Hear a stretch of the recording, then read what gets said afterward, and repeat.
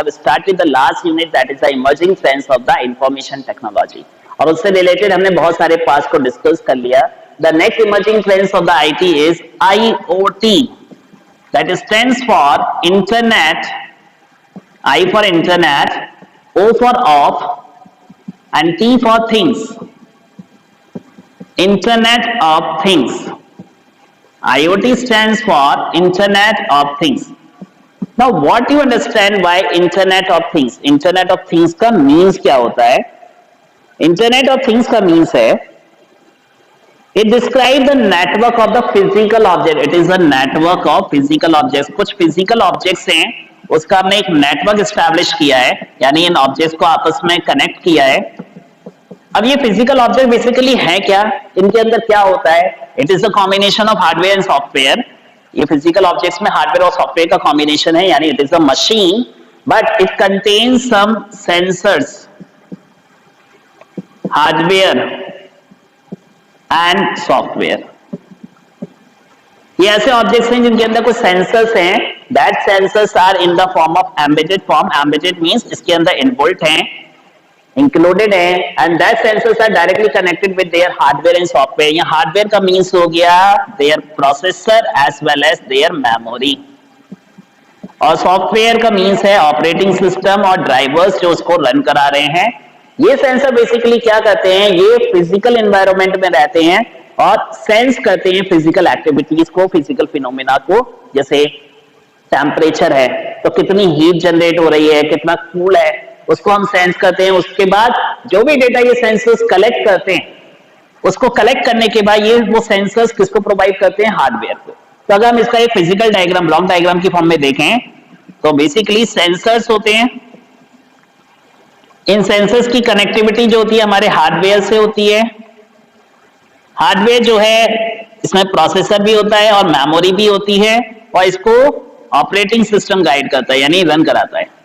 तो ये sensor sense करते हैं और डेटा किसको प्रोवाइड करते हैं? हार्डवेयर को. हार्डवेयर का मीन्स है यहाँ पर processor. That processor analyse that data and calculate on the basis of their pre processing instruction that is feed over it.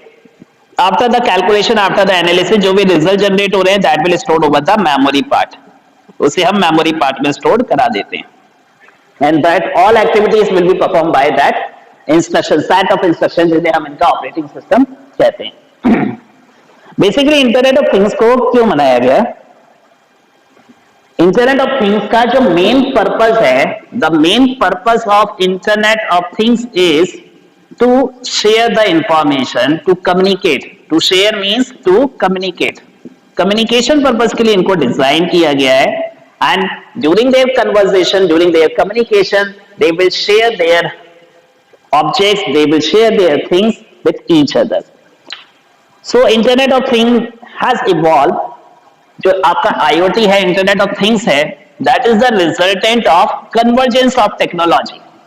आपने प्रायर क्लासेस में पढ़ा होगा, that is the 3C technology. 3 C's, that is the 3 technology that are started with the letter C, converged together and written a single technology, that is the converged technology. So IoT is a part of the converged technology. Converged technology का means है it is not based on single technology, it is a combination of multiple technologies. It is a combination of multiple technologies. ये हमारी multiple technologies का combination है. एक से ज्यादा technology, sensors एक अलग टेक्नोलॉजी है, प्रोसेसर एक अलग पार्ट है. जब ये कंबाइन हो जाते हैं so it will return the Internet of Things. इसमें लाई करने वाली कौन कौन सी टेक्नोलॉजीज होती हैं? मशीन लर्निंग के बारे में जो मैंने आपको बताया, आर्टिफिशियल इंटेलिजेंस ही बताई, बिग डेटा बताया, blockchain technology, all these type of technologies are combined together to make the internet of things. इनको कंबाइन करके हम इंटरनेट ऑफ थिंग्स को क्रिएट कर सकते हैं. कुछ ट्रेडिशनल फील्ड हैं जिसमें हम एम्बेडेड सिस्टम का यूज करते हैं. एम्बेडेड सिस्टम में वो मशीन्स आती हैं जिनके अंदर प्रोसेसर इन्वॉल्व होता है, मेमोरी इन्वॉल्व होती है, सेंसर्स लगे हुए होते हैं जिसके बेसिस पर वो ऑटोमेटिक डिसीजन लेती है, ऑटोमेटिक टाइमर शो करती है, ऑटोमेटिक वर्किंग होती है. That is the part of the internet of things. Wireless sensor network होते हैं, ऐसा नेटवर्क जिसमें वायर नहीं होता, कुछ सेंसर लगे होते हैं, वो सेंसर फिजिकल एक्टिविटीज को फीड करते हैं, उसके बेसिस पर खुद ब खुद डिसीजन देते हैं. So all these are the part of the internet of things.